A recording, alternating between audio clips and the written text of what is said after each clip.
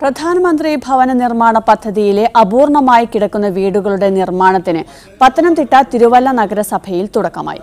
കുടുംബശ്രീയും തൊഴിലുറപ്പ് പദ്ധതിയും സംയോജിപ്പിച്ചും വീട്ടുടമസ്ഥനെ പ്രവൃത്തിയിൽ പങ്കാളിയാക്കിയുമാണ് നിർമ്മാണം പൂർത്തീകരിക്കുക. തെരഞ്ഞെടുത്ത 20 വീടുകളുടെ നിർമ്മാണത്തിനായി 500 സിമന്റ് ഇഷ്ടികകൾ വീതം സൗജന്യമായി നൽകിയും വീട് നിർമ്മാണത്തിൽ ഉടമസ്ഥനെ പങ്കാളിയാക്കിയുമാണ് തിരുവല്ല നഗരസഭയിൽ പ്രധാനമന്ത്രി ആവാസ് യോജന പദ്ധതി പൂർത്തീകരിക്കുക. പദ്ധതിയിൽ ഉൾപ്പെട്ടിട്ടുള്ള 256 കുടുംബങ്ങളിൽ നിന്ന് ഭവന നിർമ്മാണം യഥാസമയം പൂർത്തീകരിക്കാത്തതോ ആരംഭിക്കാത്തതോ ആയിട്ടുള്ള 20 പേരെയാണ് ആദ്യം തെരഞ്ഞെടുത്തിരിക്കുന്നത്. തിരഞ്ഞെടുക്കപ്പെട്ട ഓരോരുത്തർക്കും കുടുംബശ്രീയുടെ സിമന്റ് ഇഷ്ടിക നിർമ്മാണ യൂണിറ്റിൽ നിന്ന് 500 ഇഷ്ടിക വീതം സൗജന്യമായി നൽകും. തൊഴിലുറപ്പ് പദ്ധതി വിഹിതത്തിന്റെ 40% കൊണ്ട് നിർമ്മാണ സാമഗ്രികൾ വാങ്ങുന്നതിന് വ്യവസ്ഥയുണ്ട്. ഇതുപയോഗിച്ച് നിർമ്മിക്കുന്ന സിമന്റ് ഇഷ്ടികകളാണ് ഗുണഭോക്താക്കൾക്ക് നൽകുന്നത്. ഇതോടൊപ്പം ഗുണഭോക്താക്കളുടെ കുടുംബത്തിൽ നിന്ന് ഒരാളെ വീതം തൊഴിലുറപ്പ് പദ്ധതിയിൽ ഉൾപ്പെടുത്തി 25,000 രൂപ വരെ കൂലിയിനത്തിൽ നൽകും.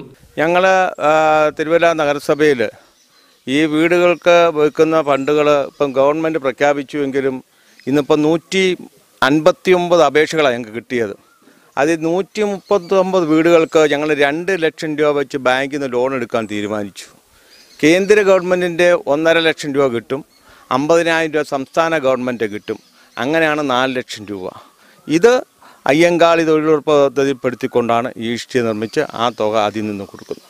ഒരു ഗുണഭോക്താവിനായി പദ്ധതി പ്രകാരം ചിലവഴിക്കുന്ന 4 ലക്ഷം രൂപയിൽ 2 ലക്ഷം രൂപ നഗരസഭയാണ് നൽകുന്നത്.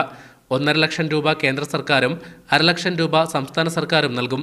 ഇതിനു പുറമെയാണ് തൊഴിലുറപ്പ് പദ്ധതി വഴിയുള്ള 25,000 രൂപയും 500 ഇഷ്ടികകളും. മീഡിയ 1 പത്തനംതിട്ട.